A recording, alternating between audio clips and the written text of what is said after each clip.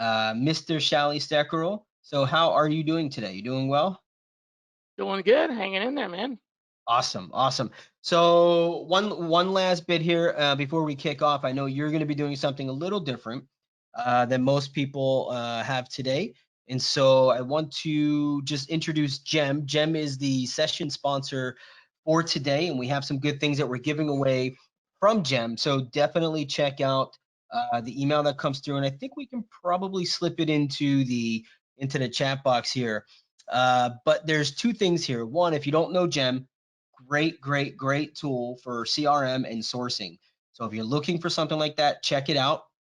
Uh, they are giving away some free demos and things like that. So we're going to get you that information in a bit. But there's also a a download that they're giving away. It's a recruiting trends report. The new report that they just released, which I want you all to have because there's some really good information in there. I just read through it this morning. So we're going to send that link, and we'll also drop it into the chat box. So make sure you get that. You'll get the file direct in your email at some point, either later today or tomorrow. Not sure which one, but definitely check that out. So Shally, welcome in. I love your shirt. That is not the shirt we're giving away today. The shirt we're No, giving away today is much better than that. Although great. That just I makes me just feel wonderful. Thank you so I like much. I Keep like saying the I got the regular. crappy shirt. Yeah, I like the regular Seek Out shirt too, but there. So if you guys, if you're just joining or have joined earlier, if you want a Seek Out T-shirt, if you want that T-shirt, Ashley, if you can launch one of those polls for the T-shirt, that'd be fantastic. Let us know. You just need to go through a quick demo with Seek Out, and they will, which you're gonna love anyway. And then they're gonna give you the new shirt that we've just created for along with them for HRTX today. So we'll share what that looks like in a bit. But the poll is out. So go ahead and click yes or no or whatever. And during that time, Shally, let's kick things off. What are you doing today? And I know you have a guest on, one of the submitters on the rec that we're going to bring live. I did, yeah. Melissa, is she actually online? I'm not sure. She was No, I on think we're earlier gonna we're and gonna then, kick off with Corey today. oh, great. Well, I didn't prepare for Corey's rec. I prepared for Melissa's rec. Oh, So, let's see. Can you do Corey live, or you want to? oh, I'm just kidding. I was kidding. Oh, Man, I hope she comes back. So for those of you that don't know, Melissa Shaw is one of our graduates from the Sourcing Institute Foundation. So she's a scholarship recipient who learned sourcing with us and then went on to become a pretty darn tootin' good sourcer in her own right. And she works for a company called Orion Global Talent. So she's one of my favorite success stories. I did Um, not I did not realize she was a graduate when we just randomly assigned that. That's funny. Yep, that's right. It was Good. totally random. It came up, and I also know Corey as well. So, Oh, for but yeah, it was pretty cool when I saw that was Melissa's rec that got picked, because people probably don't know this, and I hope it's okay I'm saying this, but she's blind. She's a blind sourcer, yeah. and like I said, pretty proud of the achievement there. She's really good. So hopefully she'll come back. Let me know if she does. Okay. Yeah, we will. So sorry, Corey, you're gonna All have right. to settle as second fiddle, I guess. You're self No, muted. he's not. He's coming up first. Yeah. He's Take coming up yourself off of first. mute, Corey. You're on mute there. Yeah, just unmute yourself. There we go. Corey's Perfect. all like, Corey, what's going on, Corey? How are you? Nothing much, man. Nothing much. Doing all right. How about you? How about yourself? Good. Everything is good here. So to kill Allie, how's it going, man? It's been a few years. to end the second day, or to end the first day, sorry, what we're going to do is Shally's actually going to source live with Corey on the phone or on the call here. So Shally's going to walk him through the rec. He's going to ask him questions. He's going to source live. None of this is rehearsed. He's just kind of got the rec, went through it, and briefly chatted with Corey. So I'm going to stop talking, and I'm going to let you do your thing, Shally. And then when Melissa comes on, we'll swap over once you're let done me with know. Corey. Yep, good to go. All Oh, right. let me give So, you, I got to give you screen sharing too. So let me do that. oh, right. Okay. That would make sense. And you should be good to go. Show my screen. There we go. So I think I'm showing my screen and the video now, if I'm not mistaken. Yeah, hopefully. We have looks like we have a bunch of tabs there. Your searches Still and screen? stuff like that. Yeah. Ah, okay. There we go. So you can see that. Yeah, we've Excellent. got Yeah. we've got your searches up. All right. Yeah. So Corey decided to throw me a tough one, apparently. Looking for some people Oh, man, with top secret and above clearance. So yeah, this is a challenging one. Actually, I'm going to do a couple of things. There's two angles to this. One of them is the language side, and the other one is the top secret side. And I know that it's sort of backwards to what a lot of other folks do. And in fact, had we started with Melissa's rec, I would have showed folks the the front to back version where I start with doing the pre-search, etc. But in a case like this, Corey is no noob. He's no rookie. He's been doing this for a while. And Kaki is it Kaki? Cassie? C-A-C-I? How do you say that? we call it CSEI here, but everyone else calls it khaki, so you're fine. Kaki, yeah, CSEI. Yeah, CSEI is a defense contractor. And so, yeah, Corey's not shy when it comes to difficult searches. So we don't really need to do a whole lot of pre-search. He's probably been doing this for a long time, and he's probably found all the easy to find candidates. So we're gonna need to dig, starting backwards with the most challenging pieces first, because essentially, if we're able to find someone with the language skills and the clearance, that's 90% of the way there. From there, filtering people that have the skill set is going to be a lot easier. The other way around, if you try to find people that have the skill set, then trying to filter in people that have the clearance and the language skill is basically impossible. So we're almost starting at the other end of the funnel for this. So a couple of things. The first one, like I said, is the language, and this DLPT is the Defense Language Proficiency Test, which is a pretty common test for people that are interested in military jobs, and they are evaluating their language ability. So it's kind of like a college entrance exam for language. And there's an institute that offers that. So one of the first things that I did is look for what are called reverse links or backlinks. And GigaBlast is really good for this. GigaBlast has the ability to use the GB site link command to look for pages that link to a particular domain or a particular page. Now, if we actually had a deep link page, like a landing page for some sort of language or some sort of certificate, we could do a search on just that alone.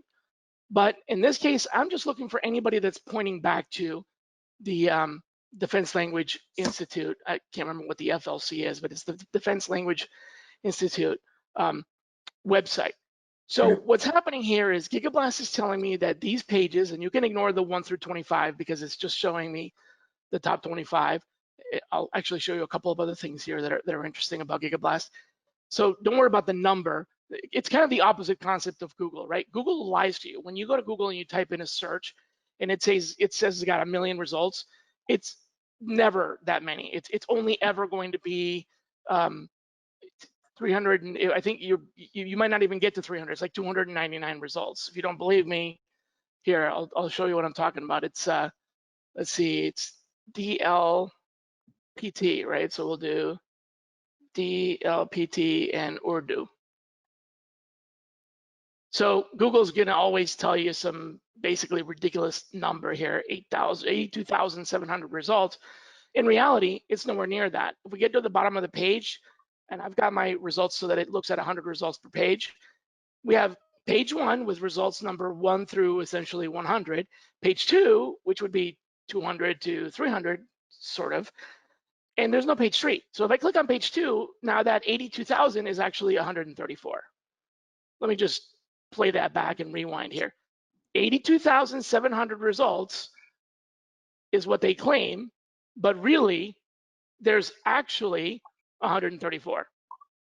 Pretty good thing I don't do any banking with Google, huh? How about you? That's some terrible math there.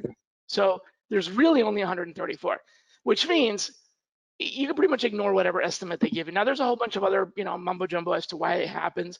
There's site compression, and you can repeat the search with the omitted results, and then it says, oh, there's really 11,000, but then you go to the last page, and look, it's actually really only 297. So I'm still not at 300, even though I defeated all that. So back to my original point, 25 isn't bad. 25 is good because it really only takes a few pages. But a couple of things are happening with GigaBlast. First of all, they are actually compressing multiple results from the same domain or subdomain into one block. One of the things I like about GigaBlast is you can just search against that particular block just by clicking on the link that's provided right here. So they're doing essentially a kind of clustering for you. So that's one neat thing that's happening. There's also other filters that you can use. Like, for example, you can specify a language, and you can get pretty specific about a language. So for you, Corey, in this particular case, my recommendation would be to look at, so you had, let's see, Chinese, Pashtun, Farsi, Dari, and Urdu. So you could look at number one, okay. So you could do a search in Chinese. Yep, there we go. So by the way, you see here, there's actually 3. This is interesting because there's a search in China of Chinese content written in English, which is pretty common. Then there's also a search, for content in Chinese in what they don't really, it doesn't tell you exactly what that is, but there's essentially Chinese traditional and Chinese simplified. For your purposes, you want the Chinese simplified, which is this one, because that's the Chinese that is frequently spoken outside of, say, Taiwan, which is where they have the written traditional. And you don't really want to search for that because it's going to limit your search to basically just traditional Taiwanese writing, which is not what we're looking for here. Right. So you would use this one. Same thing for Urdu. You can look it up here, and you can see there's a ton of languages in here. I mean, pretty much anything you can imagine. So you can search content in that native language, and then you can translate. You can also filter content based on its freshness, which is something that you can do with Google and Bing, but it's gotten harder and harder to do. Here, they provide you some pretty simple drop-downs. A day, half a day, 2 days, a week, a couple of weeks, etc.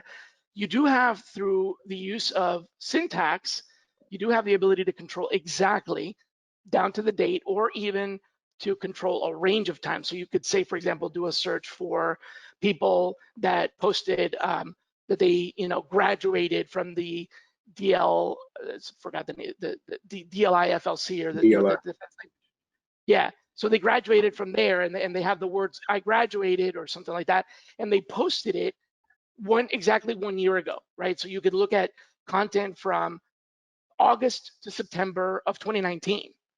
Hey, Shally, I'm gonna cut in for one quick second. Can you zoom in on your screen a little bit? For some reason it's coming in small. On my screen it's fine, but some people are asking. Okay, this is a little bit better. Is this better now? I think so. Should be, hopefully. Yeah, let's go with that. So you can do freshness, and you can do a particular slice of time. Then you can also sort based on a publication date, or the page rank, or the length of the page, or the most recent spidered, or the most recently found page. The publication date is not something you can do anywhere else. So this is going to give you the newest, most recently published content first, versus the most recently found content first, which may not be new content. It may very well be, but it also may not be. And you can also look at the popularity of the website or of the page and the length of the page. Longer, lengthier pages usually indicate, not always, but usually indicate less commercial content, because commercial websites are just, one page and they try to fit everything on the screen. So these are some really interesting ways you can sort the data and slice it up. Then you can also choose a few other filters. Like, for example, you can choose a format like text or PDF. This is similar to the file type command. And here you'll find even PostScript, which is what happens to a file when you send it to the printer. If you capture it there, it's like a TIFF document, if you might be familiar with those. So you can filter that type of content, and you can turn on faceting. Faceting gives you other pieces of information like how deep in the website something is, how many links are coming into the website, and a few other things. But the most useful ones are going to be the language facet and the depth here, which is going to show you on the left-hand side here how deep some of these web pages are.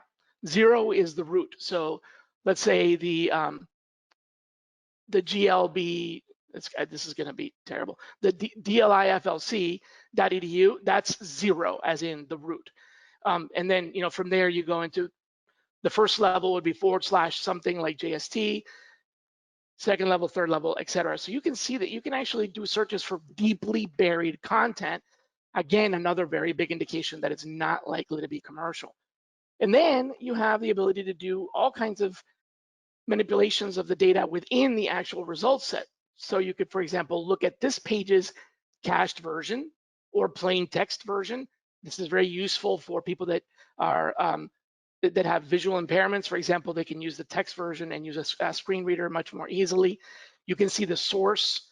You can look at other content within that IP address and all kinds of other things. You can even use the Wayback Machine on that page and see what that page looked like in time. All of that just from a simple dropdown. And then you can also look at externally searching or sub-searching results on, looks like I'm getting blocked here, so I'm not gonna do that. That's all right. Let's see if I can do it here. Might not work. Yeah, it's not gonna let me because it's quote unquote security risk. That's okay, but you can do that. I'm on a pretty locked down machine right now. So anyway, there's a lot you can do with it. Now, one of the things that I told you about is the compression here. So here you can actually specify how many pages within a website it'll show you. 1 would mean it would just show you that one home page.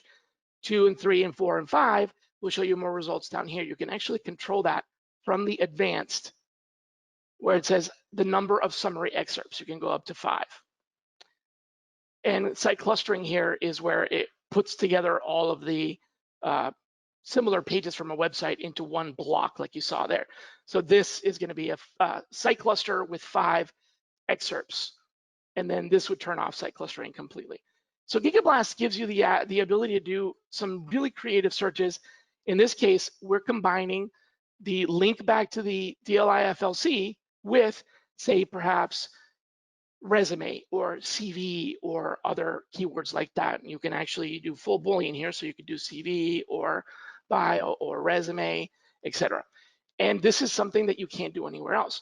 There are other search engines where you can do backlink searches, find all the pages that link to a website, but you can't actually add keywords to that. So now we're doing a keyword search along with the backlinks. Again, ignore the 25 because it will keep serving you more content. See, it'll show you the next 25, the next 25, the next 25. So you're not really going to run out. And what you're really interested in is the good stuff, not how many pages, it estimates. Looks like it's bringing me back some older content here, and that's actually something I can change. So let's do, I don't know, no more than a year. There we go. Now it's bringing me back much more narrow results. Here's an author that's published in that. So I'm showing you all this because one of the ways that I would approach this would be to essentially find people that have passed the certification. Well, technically it's not a certification, but you had written that it was a score. So you might want to use words like score or whatever, the levels of language proficiency along with that particular language. And don't forget to search in the native language, meaning in that character set. Google, in my opinion, has a pretty good language translator. They approach it differently. So if you need to look for keywords in other languages, Google is a good place to go. Now, there is no substitute for the real thing, meaning ideally what you would do is you would ask a native speaker what the proper spelling is of that word in their native language, because sometimes there are nuances that even Google doesn't pick up. What I like about Google, though, is that they've done a whole lot of contextual research on pages. So if I did, for example, native Korean, oops, oh, you said Chinese, Chinese speaker, and I'm going to choose English on this side here, and I'm going to translate that to, where's Chinese? There we go. And everybody's probably going to complain that it's too small, so I'm going to zoom in here. So what they've done here is they've given you what they believe to be is the most accurate representation in the Chinese characters, but you can actually look at the other alternatives. So this is where you might find that option B is actually more accurate. In other words, you know, on paper, this character set may be the literary translation, but the practical translation that people actually use may be this other one. So this is where it's really best to make sure and you actually double check this with a native speaker.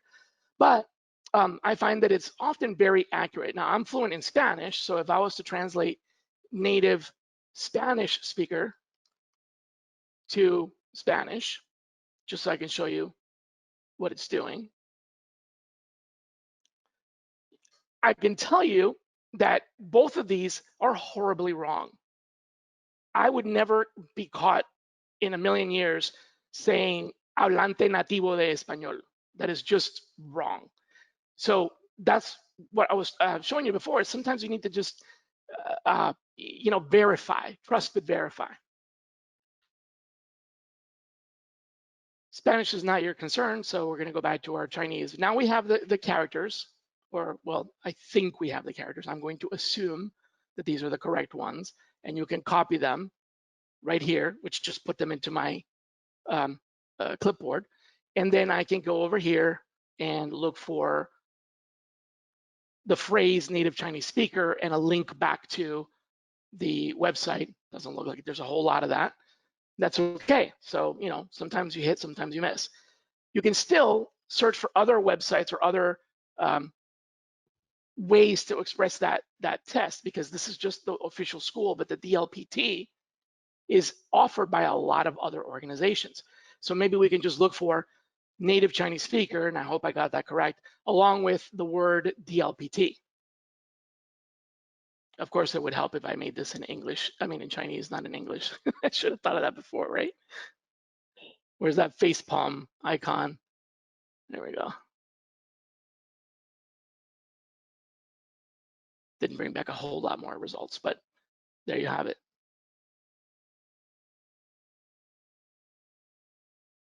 So a lot of names in here.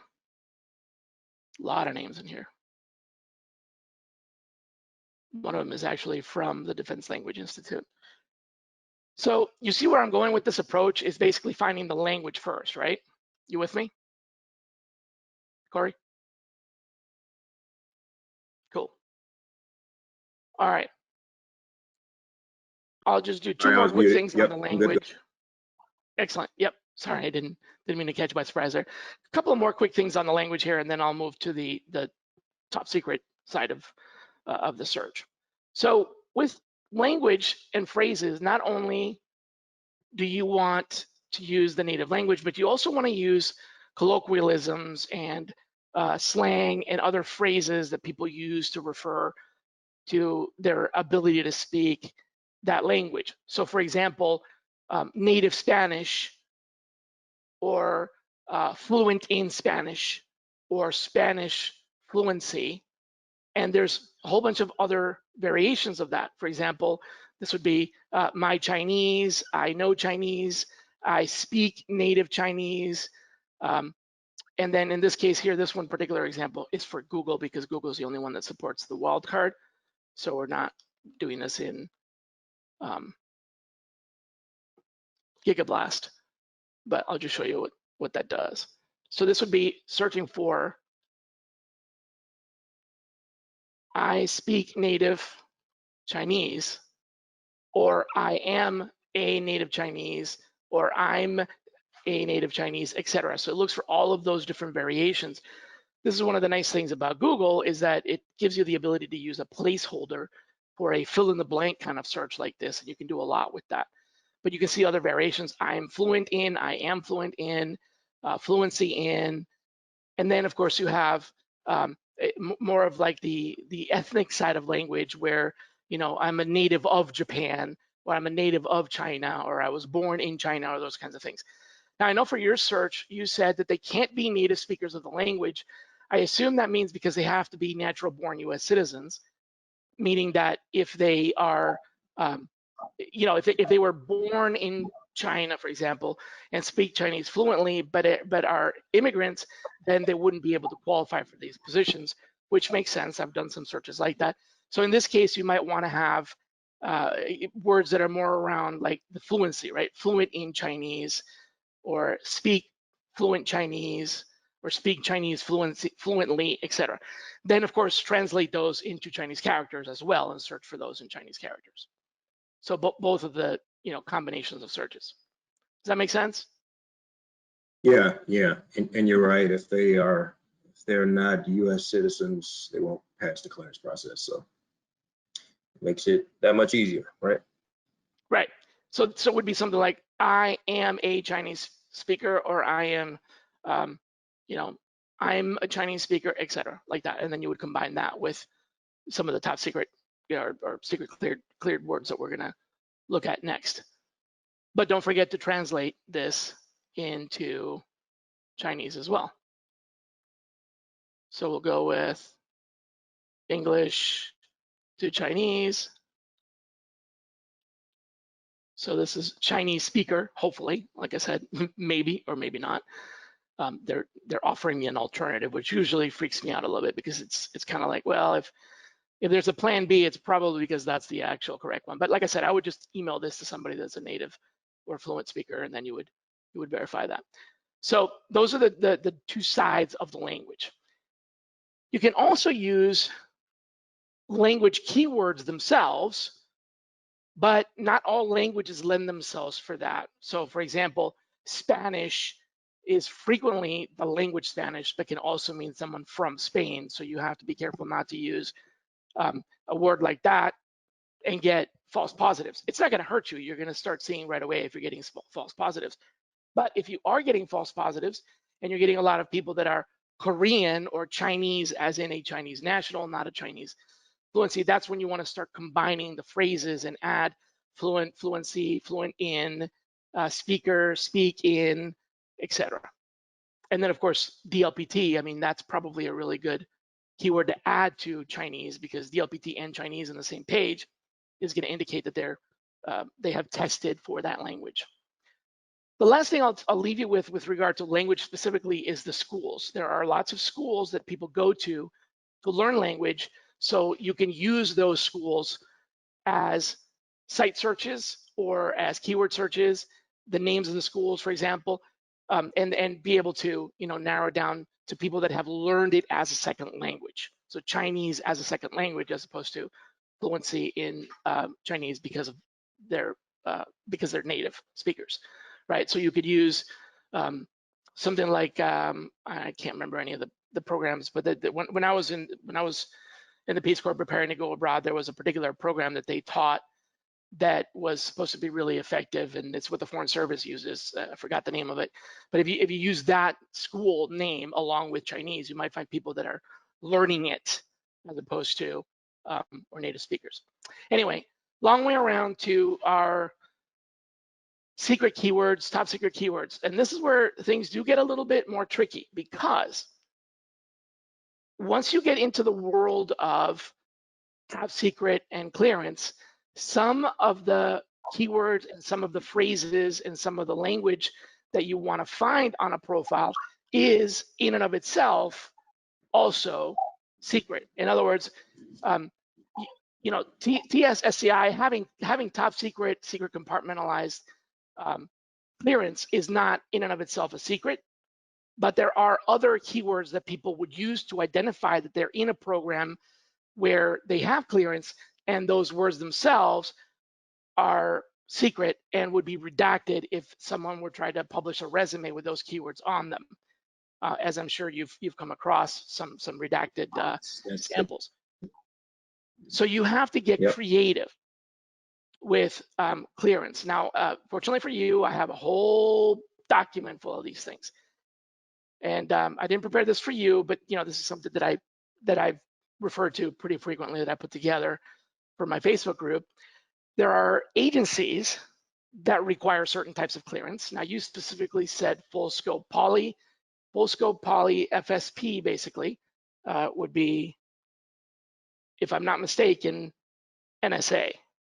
So you're looking for that particular agency, meaning that if you found someone that had full poly at, say, DEA, CIA, or FBI, they wouldn't qualify, because a full poly is not the same as a FSP in that agency.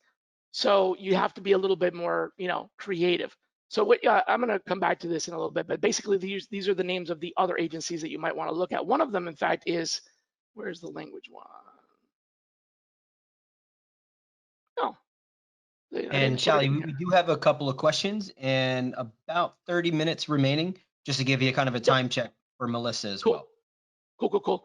Yeah, there's actually there's another agency here that is the translation agency, which I don't know why I didn't put it in here, but I'll find that in just a second. What I was going to show you is the list of clearances. As you can see here, there's CI poly, which is counterintelligence poly, lifestyle poly, etc. And I know you probably know this better than anybody, but I'm sort of explaining it for other folks that are on the call. So this is where it starts to get complicated. Sometimes what you can do, or all you can do, is to find the absence of a word. I know that sounds almost nonsensical or counterintuitive, but think about it this way. If I go out of my way to put something on my bio or profile that indicates that I have access to something that is no longer classified, that can only mean that I have or had access to something that was classified. So you can use a combination of keywords that tell you that they are, for example, an Army veteran, and we're in a particular unit. So you could use the crosswalk.org or one of the other crosswalks and find the occupational codes. There's military occupational codes, there's Army, Navy, they all have their own separate jargon for it, but you can use the occupational codes for people who are perhaps translators and use that as a keyword, and then along with other keywords like where they worked. For example, if they worked in McLean, Virginia, or if they worked in one of the other locations that I have listed up here. These are locations for Meade, which would be the NSA, and some of these others also have SCIF units. So you could look for bases and SCIF units. So you have the combination of someone who has the occupational code of a translator or fluency in a particular language, plus the fact that there are SCIFs for that particular agency with that type of clearance in that physical location, that will indicate that they probably have the clearance, even though they may not put it on their profile or may have a different level of clearance. A lot of times people who have higher levels of clearance than TSSCI, and believe me, there is a bunch. Let's see if I can show some of the folks here. These are all TSSCI. So this is the basic entry level, low level clearance. Everything from here is deeper and deeper and deeper. Some of these are pretty advanced clearances. And if you have one of these, you don't talk about TSSCI because you're way past that if you have HCS or if you have RedX or if you have one of those.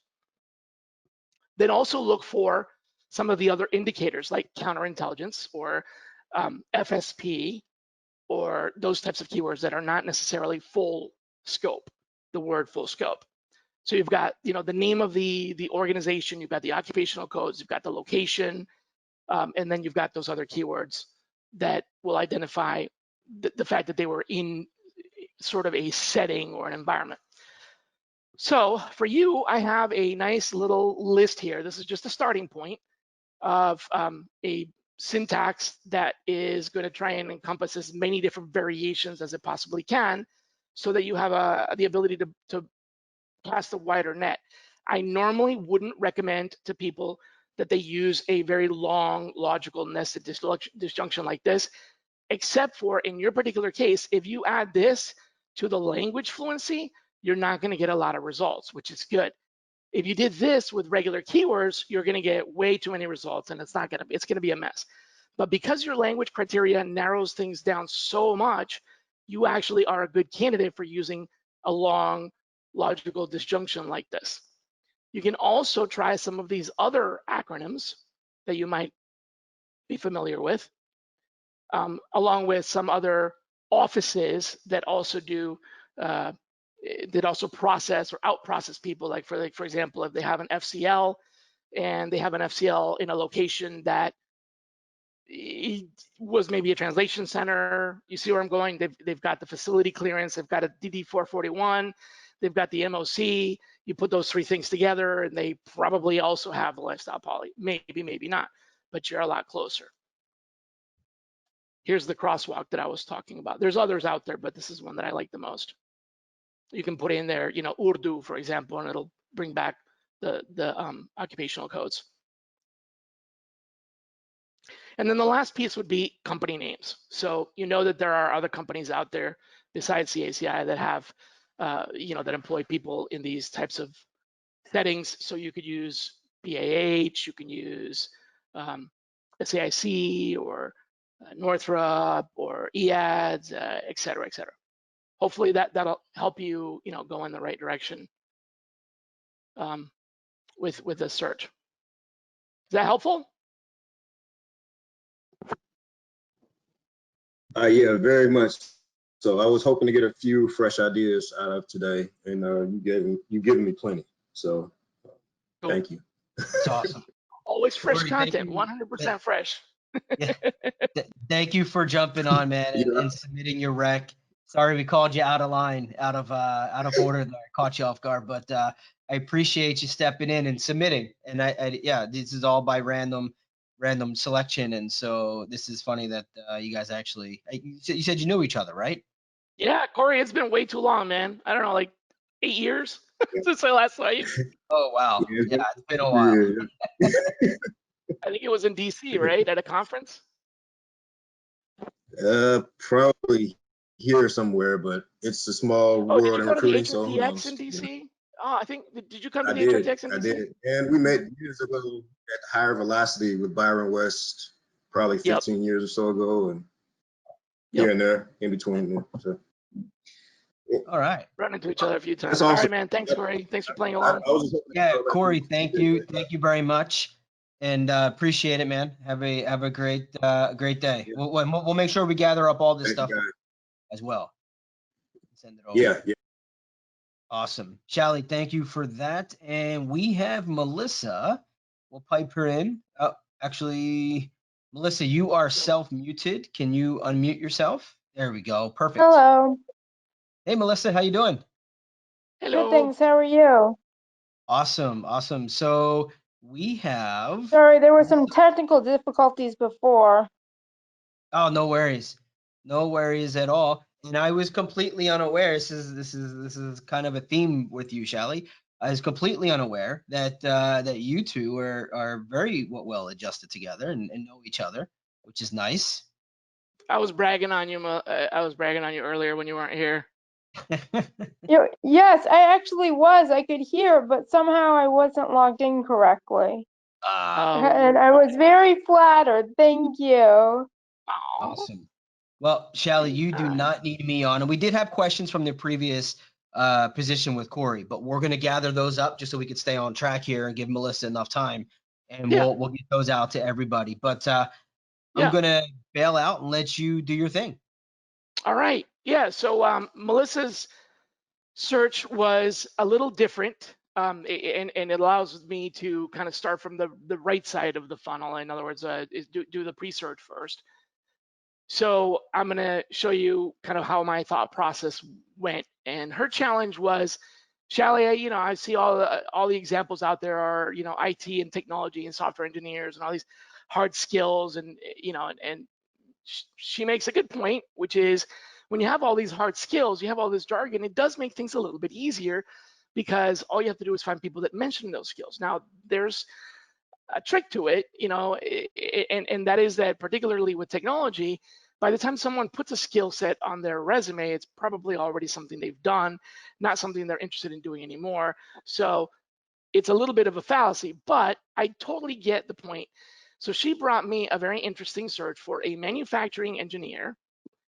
And this is someone that has to have a background in mechanical or electrical engineering with a 3-year to 5-year experience. Now, for those of you that may not know this, you really can't say 3 to 5 years. So we're just going to say 3+.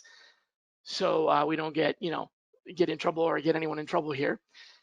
And then she also talked about or mentioned this manufacturing execution system, or MES, called Tulip, along with a few other requirements. So what I did is I pasted my little sourcing strategy over here. Here's kind of my notes. I was copying and pasting this earlier today.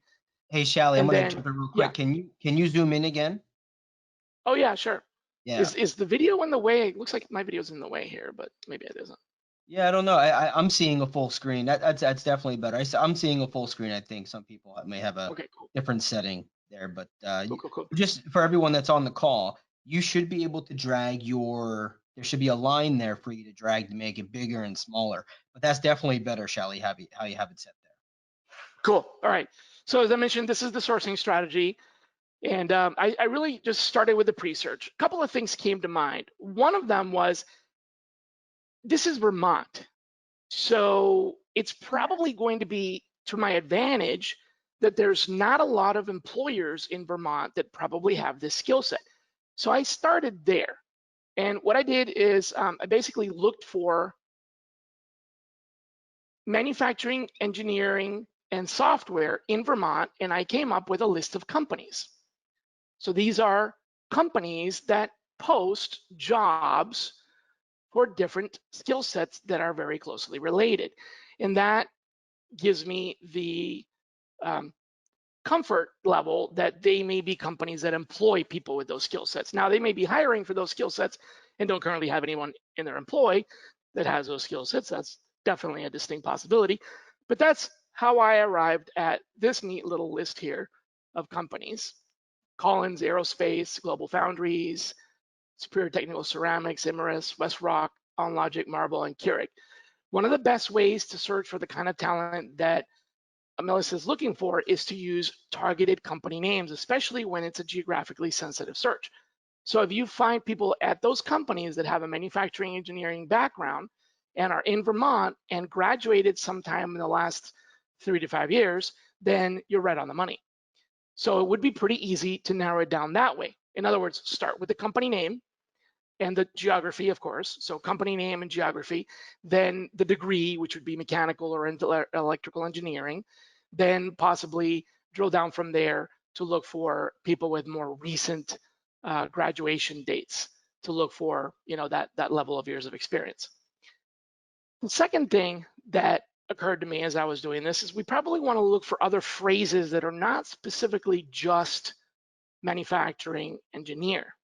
And that's where I went to the OneLook reverse dictionary, and I typed in manufacturing execution system and then tried to find other words that are related. So what OneLook reverse dictionary does is it gives you 100 words that are found in the same context as this. And the neat thing that you can do with this is you can actually filter by nouns, adjectives, verbs, and adverbs. I find the nouns and the verbs to be the most useful. Amongst them, I actually found a backgrounding, which is a keyword that I didn't know anything about, and it is a keyword that describes exactly what this manufacturing execution system is, which essentially it's running in the background, and they refer to it as backgrounding. So now I have an action word.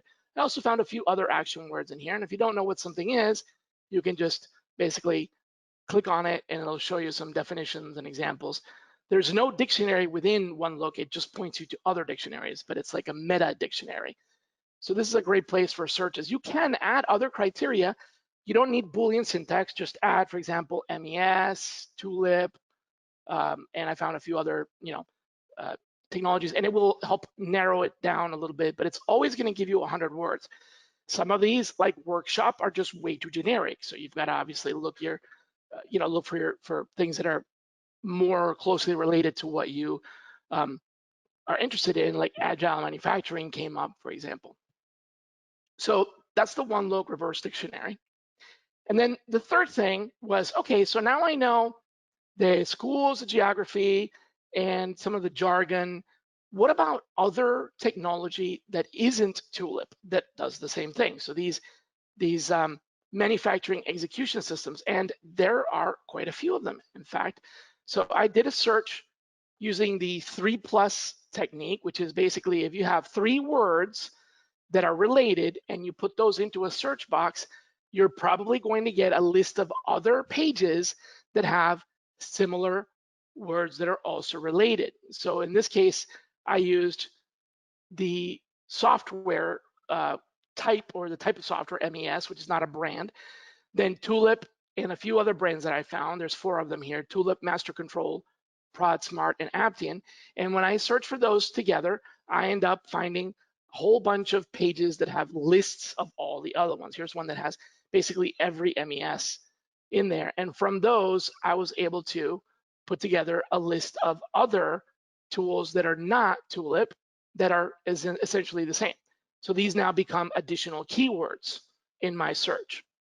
So I've got company names, say Collins Aerospace, and I've got tools. So I could do, let's say, Collins Aerospace and Master Control, or Aptian, and then look for the graduation dates and so on. So I've got company names, alternative technology, and phrases. Now, backgrounding was the only phrase that I really was able to get out of one look. So I needed to go a little bit deeper. What I did is I took the profiles of 3 really attractive profiles. And those are 3 profiles that I found through just regular LinkedIn that had the right skill set. And what I did is I captured the text. I don't want to copy everything on the page.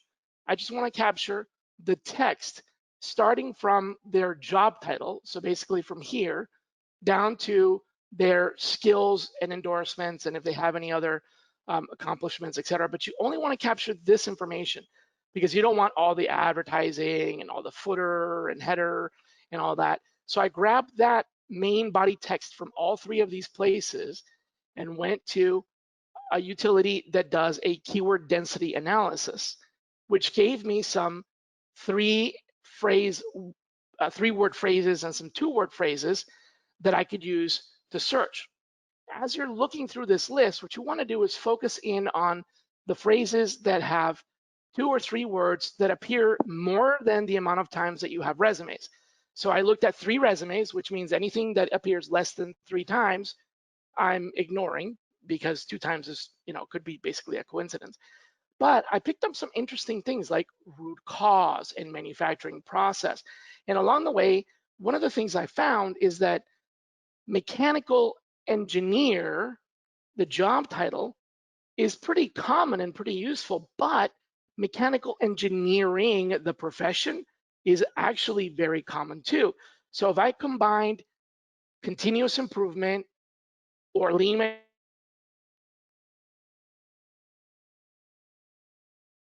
manufacturing, so that is essentially a combo of those 3. I'm going to put this in here, but then I'm going to zoom in. So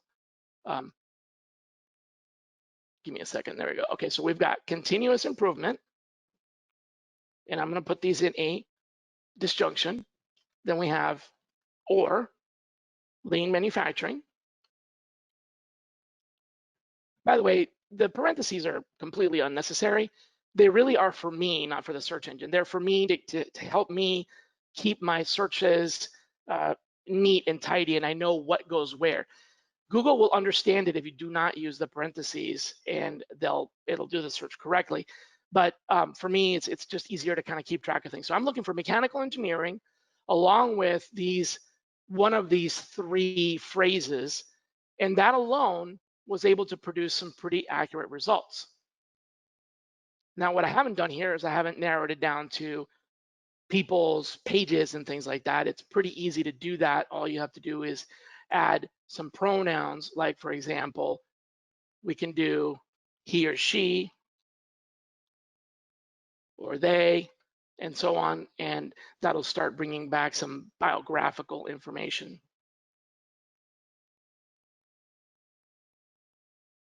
Again, this is still pretty broad. There's a lot more narrowing down that we need to do, but I found that mechanical engineering was actually a better phrase to help me find the right kind of people when I combined it with some of these other verbs and some of these technology names and some of these companies. So that is sort of the natural progression of how I went from identifying the pre-search keywords. Then I went, okay, what else can we do? Let's look at universities. There's really 3 major schools in Vermont that offer mechanical engineering. So it's a pretty easy technique to apply, and we actually would be done with it pretty quickly. So we'll just use, I'm gonna do 2 of these. We don't need to do all 3. Here are the websites. This is Vermont Tech, and this is Norwich University. Google and Bing and GigaBlast all have the ability to search the content within this website. So what we do is just put the site command right before the edu. So it would be site : VTC edu. This is the basic, the beginning part of our search. And the same thing would work with Norwich edu as well. Glenn showed you how to do a custom search engine. These are websites that you could add easily to a custom search engine and search all of them at once. I'm doing them manually here just so I can illustrate the technique for you. But we're now looking through all of the content inside of VTC edu. We can then add to this perhaps keywords like our phrases here, one of these master control or shop view or mechanical engineering, etc. So let's add master control. Not a whole lot. Nope, those are ads, not pages. Okay, let's do mechanical engineering. There we go. That's more like it. Then we can use pronouns like he or she. You can use keywords such as resume or graduated or graduating. In fact, you can combine them. Graduated or graduating. Remember that this is not the present. This is the past as well. So someone who wrote that they're graduating 3 years ago now have 3 years of experience. This doesn't mean that they're graduating right now. So this will help us narrow down to pages where perhaps there are people talking about, going into the workforce or, blogs, those kinds of things.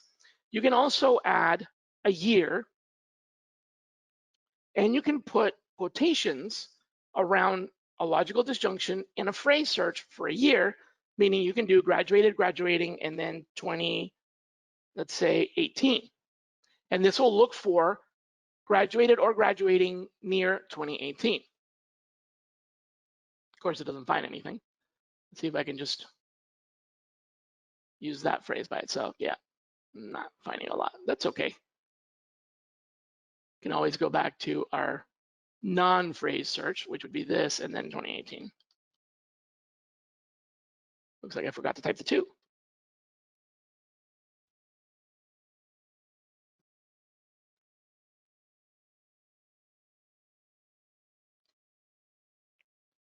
Oh, wait, wrong place. All right, so here we have the 3 schools, University of Vermont and Vermont Tech in Norwich. You can also look for resumes. You might be able to find, one technique that I like to do a lot with universities like this is just to look for the resume book, because very frequently they'll publish a resume book of their outgoing graduates. If you're lucky, you might be able to get a PDF version of it. Let me get rid of mechanical engineering just to see if they even have a resume book. No, not really. It looks like it broke up my phrase there. If this ever happens to you and Google is misbehaving, I call it misbehaving because they're not looking for the word resume book as a phrase, or I shouldn't say the word, but the phrase, you can actually use the verbatim setting, which will teach it to look for exactly what you want. And of course, now it's not going to bring back any results because it's not guessing anymore. But that's okay. Let's use resume as a keyword.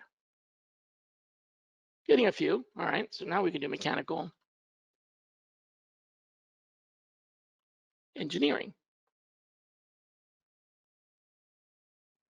There we go.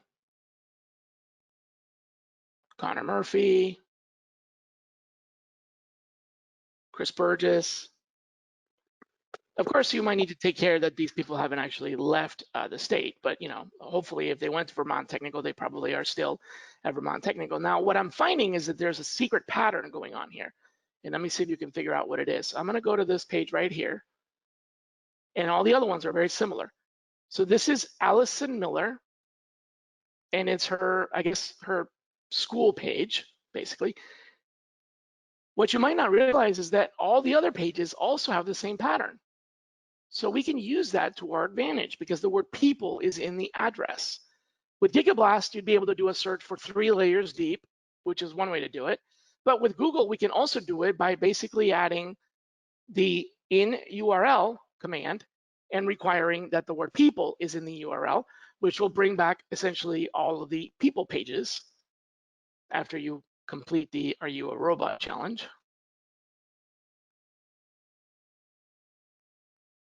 There we go. So here's a bunch of people with mechanical engineering backgrounds. I would probably want to add the year as well here. So you might want to do, oh, one other thing with Google you can do, which is pretty nifty, is the range of years. So you could say, for example, do 2015 ... 2019 or 2018 and capture those years between 2000. So all of the numbers 2015 through 2018 are being included inclusive of 2016, 2017, and so on. So there you have it. Same technique, just switch to a different university, and it would work just as well. The next set of places that I looked at it, by the way, here are the 3 profiles that I was talking about, which I already showed you. But the next set, before we go, I wanted to share with you is the association. So I found 2.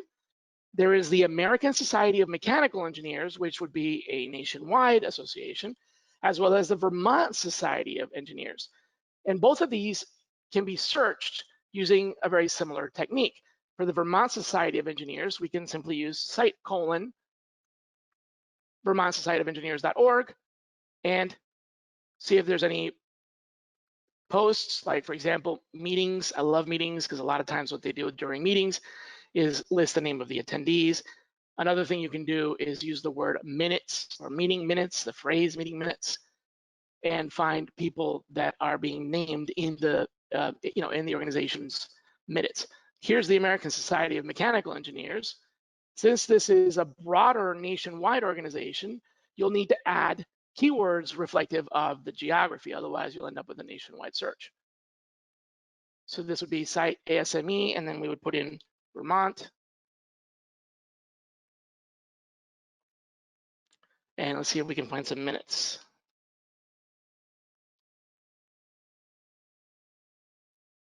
Not a whole lot, but there's a few.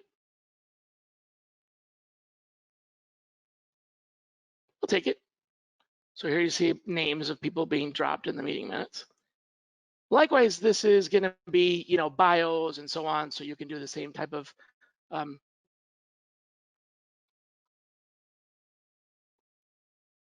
keyword searches or phrase searches that we were doing before, like that. You might even find that they also have a similar pattern, like perhaps they have people or some sort of structure like that to their website. Looks like it is members. So it'd be community.sme.org, so we can use that. So it would be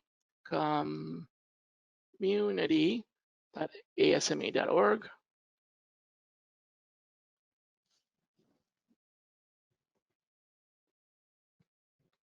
Not a whole lot of people in Vermont, but that's okay. Just takes 1 or 2. So there you have it. Now, with this, you're going to have to dig a little bit deeper to kind of find out, what their years of experience are, but if you use keywords like 2015 through 2018, you might be able to narrow it down a little bit. Should be able to. Last but not least, I would go to some of the meetup and events places. So you could do, Meetup or Eventbrite, or things like that. So we could do, let's see if we can find Eventbrite.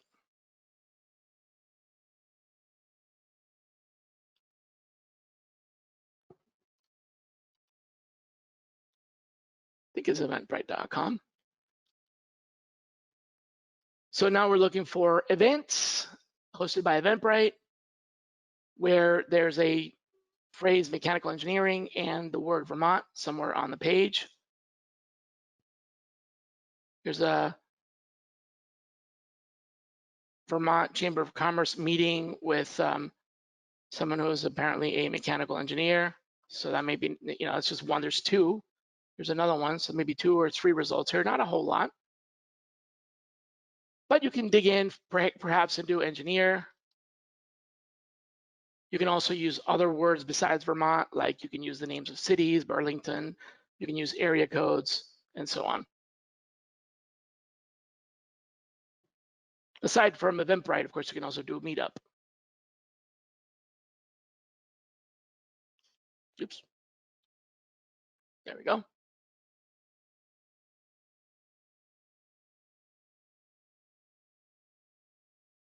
I just clicked on it, but I think it said mechanical engineer living in Vermont.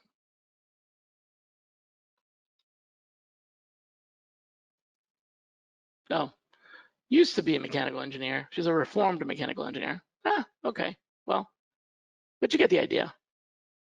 We could dig in a little bit more. So what do you think about that? Is that getting you on the right track?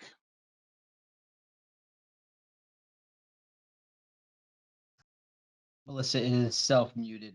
Melissa, you just have to take yourself off of mute there.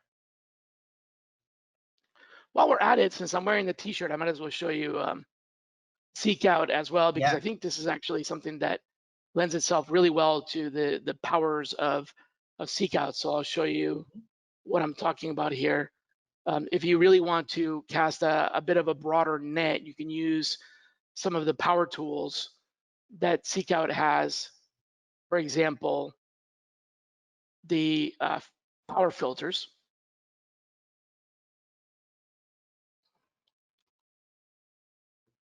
So here's mechanical engineers, the filter, as opposed to the keywords. And then, of course, we can narrow it down to the Vermont area.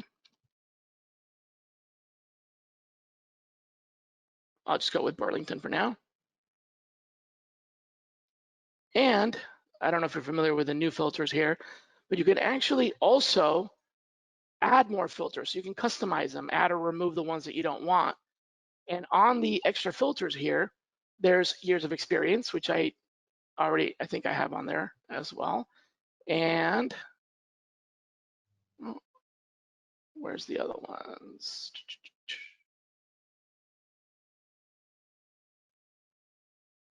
And Shally, as you're doing that, we have a couple of questions that came in. So I'll read those off and then let you kind of sit on those for a bit as you're doing that. So there's some about some syntax here. Do you need parentheses in Google if you're using nesting techniques? And then a second question, could you please share the name of the utility for the keyword density analyzing? No and yes. So as I mentioned before, Google does not really, it sort of ignores, well, not sort of, it really does ignore the parentheses. So on Google, if you were looking for mechanical engineer or mechanical engineering, this in and of itself, Google will interpret as you want one of these two, either or both. If you added something else, like Vermont, you don't need to enclose it in parentheses.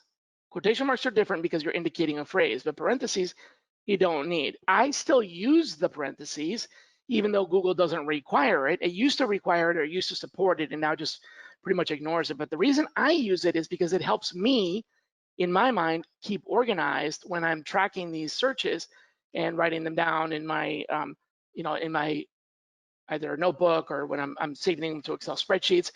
It reminds me that I'm looking for one of these two and not this. This becomes especially important when you have multiple nested statements like Vermont or Burlington. Now, to you and I, this makes sense. The computer, Google, would be able to interpret it without the quotation marks. It would know that mechanical or engineering or mechanical engineer are one, at Vermont or Burlington are another, without you necessarily having to put the parentheses there. But like I said, for my own sanity, I put those there as essentially a visual placeholder. So no, you don't need it. It's being ignored. It's just a matter of aesthetics or preference, organizational preference. So that was one question. And then the other one is text analyzer, which is online-utility.org and /text/analyzer JSP. So let's see if I can actually put this into the another question that came in as you're pulling that up is, do you suggest then, and this may have been from the previous session with Corey, do you suggest then to reverse the search with difficult roles, like finding the easiest to find first, then the most difficult skill set? If no, then when do you suggest reversing the search with difficult roles to search? It's a matter of, I think I understand the question, and it's a matter of the directionality of the filter, right? So for example, the hardest thing to find might be someone who lives in Vermont, because there's just fewer people in Vermont than in a lot of the other states. So I would start with that, because if that's a hard requirement, in other words, there is no ability for a relocation and they're not considering anyone from outside of the state, then that is going to narrow my pool down so much so that any other search that I do will be superseded. Meaning that if I find people with tulip and mechanical engineering and all the other things that I want, but they don't live in Vermont, that pretty much throws them out anyway. So that's when you reverse the search, when you have something that is so limiting that it is going to eliminate or filter out a majority of the population right off the bat. That's when you start with the opposite end of the rather than normally, I would say start broad and narrow by adding keywords in a normal search. But in the case of something that is just has such specificity that it has to go the other way, I would say start with that knockout question, so to speak, like, are they in Vermont? If not, then ignore, right? I didn't take my own medicine because one of the search examples that I gave you was nationwide, but you know what I'm talking about. Yeah, I got it. All right, let's take one more. We're right on time here. Let's take one more question. And any questions we did not answer, obviously we're gonna get those together and get those out. This is being recorded. You'll get all the handouts, anything that Shally was talking about. We will gather those and you will get those, and that goes for all the speakers. So we'll make sure we get all of those. All right, so last question for today. This keyword search, this was back when you were working with Corey again. This keyword search would give too many false positives. So would you use the not function to actually pull up FSP? Can you remember that far back? Yes. No, that keyword search would not give too many false positives in the context that I know exactly what you're talking about. So let's see if I can bring up that document. That's why I mentioned that to Corey that I would never recommend that you do that. So I know exactly what that is. It was this one here. So normally I would never advise someone to use a search like this, because if you did that just by itself, then what you said exactly would happen. If I just looked for all of these phrases and nothing else, I'm going to get 4 million results. But that is not, in fact, what I'm doing.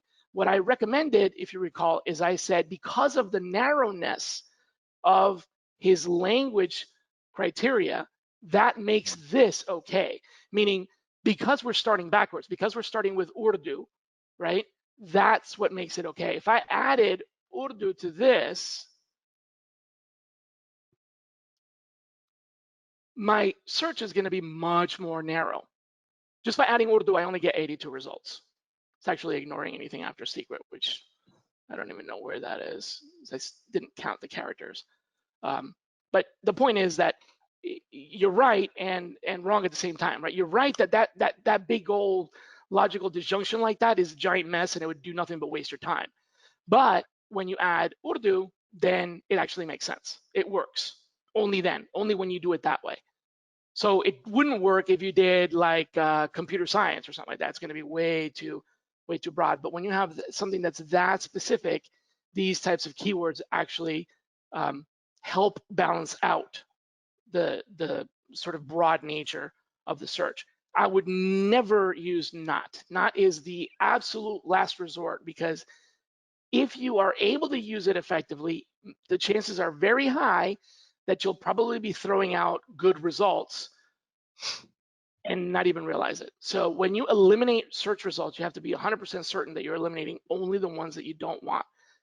Case in point, eliminating the word jobs would eliminate a lot of people that on their profile say, I've held many jobs or in my previous jobs, and you're just throwing out that profile because of the word jobs. So you don't want to do that. Very good. Awesome. Melissa, I can't get, you have to take yourself off of mute, but I want to make sure you got what you needed. And if Shally was able to help you out a little bit.